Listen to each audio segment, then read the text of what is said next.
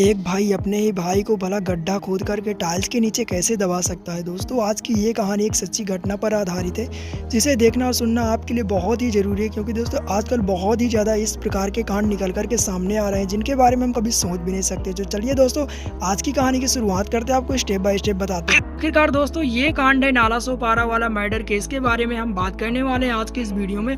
जहाँ पर दोस्तों ये कहानी 3 भाइयों से शुरू होती है। 3 भाई जो कि गाँव घर से रहने वाले थे और बहुत ही ज़्यादा गरीब थे। खेती किसानी से जब पेट नहीं भरा तब वो तीनों लोग बाहर निकल जाते हैं। और दोस्तों यहाँ पर 3 जो है वो तीनों कहीं ना कहीं मिस्त्री रहते हैं। एक तो लेबरगिरी करता है और दूसरा जो है छपाई करता है और तीसरा भाई जो है वह टाइल्स में मिस्त्री बन जाता है। और दोस्तों यहाँ पर इनका गुजारा अच्छा खासा चल रहा था। इनमें से एक इनका बड़ा भाई होता है जिसका नाम विजय कुमार होता है। और यहाँ पर ये तीनों भाई कहीं ना कहीं अपने काम पर मन लगाकर लगते हैं। और दोस्तों यहाँ पर ये तीनों रम जाते हैं अपने ही काम पर। और कहीं ना कहीं ये साल भर में 6 महीने में और 2 महीने में जब भी इनका मन करता तब ये गांव जाते, घूम करके फिर से अपने मम्मी पापा को कुछ पैसे दे करके फिर से वापस अपने काम पर आ जाते। कहीं ना कहीं इनकी लाइफ अच्छी खासी चल रही थी।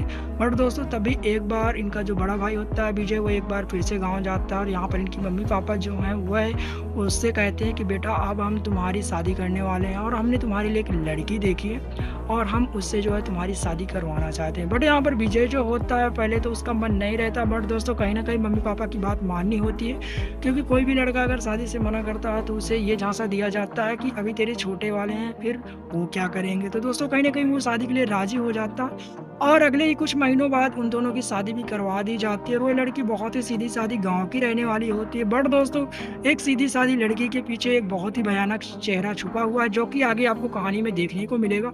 तो दोस्तों यहाँ पर जैसे ही उसकी शादी एक लड़की से हो जाती है तभी वह क्या करता है, शादी के कुछ ही महीने बाद फिर से वह बाहर जाता है और अपने काम पर लग जाता है। बट दोस्तों यहाँ पर उसका आना जाना करीब साल 1.5 साल निकल जाते हैं। आसानी से आता है जाता है और घर में रहता है कुछ दिन, फिर कुछ दिन बाहर फिर चला जाता है। बट दोस्तों यहाँ पर विजय जो होता है वो अपनी पत्नी से बहुत ही ज़्यादा प्यार करता है, इसीलिए वह नहीं चाहता कि मेरी पत्नी मुझसे दूर रहे। इसीलिए वह अपनी पत्नी को कॉल करके कहता है कि मैं तुम्हें यहाँ पर लाना चाहता हूँ, अपने साथ रखना चाहता हूँ, क्या तुम रेडी हो।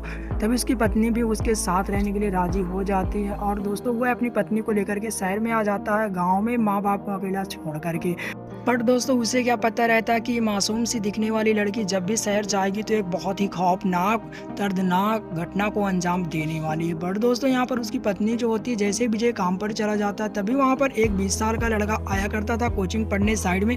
तभी उससे उसका जो है प्रेम हो जाता है और दोनों ही नैन मटक्का करने लगते हैं। यहाँ पर मोनू जो होता है, जैसे ही विजय बाहर काम पे चला जाता तभी घंटों घंटों आता इनके घर पर बैठता और चाय पीता और भी बहुत सारा एंजॉय करके जाता।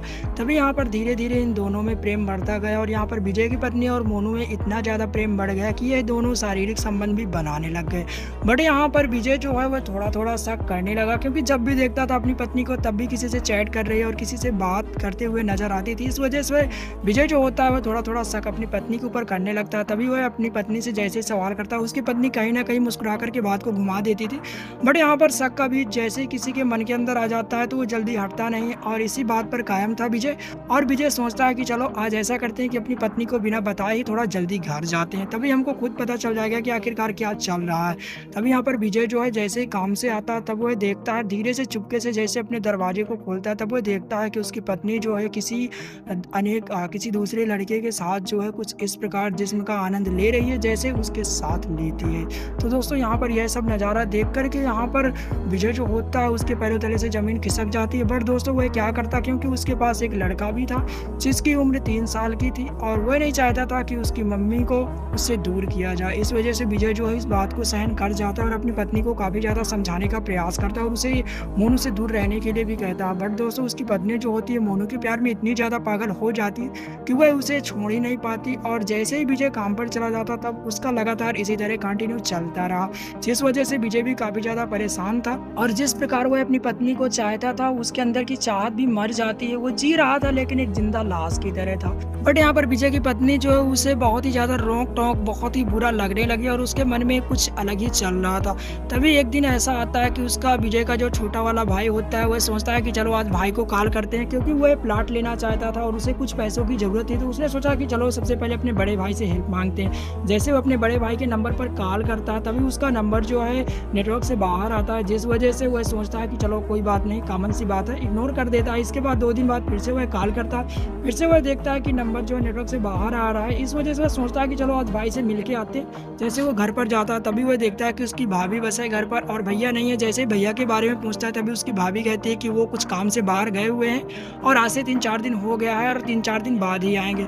बट यहाँ पर उसका जो छोटा वाला भाई होता है अजय, वह वहाँ से लौट जाता है और लौटने के बाद फिर से वह वेट करता है। इसके बाद 8 दिन बीत जाते हैं। इसके बाद फिर से वह कॉल करता है, बट यहाँ पर इस बार तो ना तो भाभी का कॉल लग रहा था और ना ही भैया का। तब वह ये सोच कर के फिर से घर में जाता है, तो देखता है कि बाहर ताला लटका हुआ है। इस वजह से वह काफ़ी ज़्यादा टेंशन में आ जाता है। आस पड़ोस वालों से भी पता करता, बट यहाँ पर कोई भी उसका सही पता नहीं दे रहा था। तभी यहाँ पर वह अपने तीसरे वाले यानी सबसे छोटे भाई को बुलाता है और बुलाने के बाद कहता है कि चलो भाई इसका अंदर देखते हैं, शायद मुझे कुछ गड़बड़ लग रही है। जैसे वह ताला तोड़ करके अंदर जाते हैं, तभी वह देखता है कि एक रूम वहाँ पर बना हुआ है जिस पर कुछ नया टाइल्स लगा हुआ है। तभी जैसे ही उसकी नज़र उस टायर पर जाती है, तो उसे कुछ अजीब सा लगता है और वह अपने भाई से कहता है कि भाई अब भाई का भी कुछ अता पता नहीं और भाभी का भी, बट यहाँ पर आपको नहीं लग रहा कि इस रूम पर हम जब पहले रहते थे तब यहाँ पर ये पत्थर नहीं लगा हुआ था। तभी उसका छोटा भाई बताता है कि नहीं यार, ये पत्थर तो मैंने अभी कुछ दिन पहले लगाया हुआ है और भाभी ने कॉल करके बुलाया था। उन्होंने कहा था कि भैया काम पर गए हुए हैं और यहाँ का पाइप लीकेज है और यहाँ पर मैंने पाइप तो ठीक करवा लिया है, बट यहाँ पर आप टाइल्स लगा दो। तो वो टाइल्स मैंने ही लगाई है। बट यहाँ पर उसको ये जानकारी जैसे मिलती है कि यार भैया तो काफ़ी दिन से गायब थे और मैं भी कहाँ यहाँ पर आया था, भाभी से पूछा था तो भाभी ने कहा था कि वो काम पर गए हुए हैं। बट यहाँ पर तब तो ऐसा कुछ था नहीं। तब आस पड़ोस में वो पता करते तब उन्हें पता चलता है कि यहाँ पर तो पाइप का कोई कनेक्शन ही नहीं है। तभी उन दोनों को शक हो जाता है और वह कुदाल की मदद से वहाँ पर गड्ढा खोदने लगते हैं। टाइल्स को जैसे हटाते तभी वो देखते हैं कि एक बदबूदार लाश निकल करके बाहर आती है। जैसे उस पूरी तरह लाश को बाहर निकाला जाता, तब तक यहाँ पर पुलिस भी आ चुकी थी। जैसे ही लाश की शिनाख्त की जाती है, तब वह लाश उनके भाई की निकलती है। यह देख करके वह दोनों भाई बहुत ही ज़्यादा हैरान हो जाते हैं और दोस्तों उनके तो पैरों तले से ज़मीन खिसक जाती है। यहाँ पर दोस्तों उसकी भाभी और बच्चे और यहाँ पर उसके प्रेमी किसी का भी कुछ पता नहीं था। तभी आसपास में पता किया जाता, तभी इस बात की मुआयना भी हो जाता है कि जिस दिन से यह औरत गायब है, उसी दिन से उस मोहल्ले का एक मोनू नाम का लड़का भी गायब है। जैसे ही दोस्तों उन दोनों की शिनाख्त की जाती है, बट दोस्तों कुछ भी अता पता नहीं चल रहा था। तभी यहाँ पर उनकी पत्नी जो होती है विजय की, वो एक गलती कर जाती है कि यहाँ पर विजय का जो है मोबाइल अपने साथ ले जाती है, क्योंकि विजय के नाम पर यहाँ पर कुछ जो है बीमा चल रहा था, जिसकी वजह से उसको लग रहा था कि OTP आएगा और OTP मुझे देना पड़ेगा। इसी वजह से विजय की जो पत्नी है एक दिन मोबाइल को खोलती है और पुलिस उसका लोकेशन ट्रेस और ये दोनों प्रेमी और प्रेमिका नंगे हाथों पकड़े जाते हैं। और दोस्तों यहाँ जब भी पुलिस इनसे सख्ती से कार्रवाई और पूछताछ की जाती, तभी ये सारी सच्चाई उगलते हैं और आज भी दोनों जेल पर हैं और आज भी मुकदमा कायम है और मुकदमा चल रहा है। अब दोस्तों आने वाले टाइम पे पता नहीं इन दोनों को क्या सजा होगी, बट दोस्तों आपकी राय से इनको क्या सजा होनी चाहिए, अपनी राय कमेंट में जरूर बताएं। वीडियो अच्छा लगे तो लाइक करें, चैनल पर सब्सक्राइब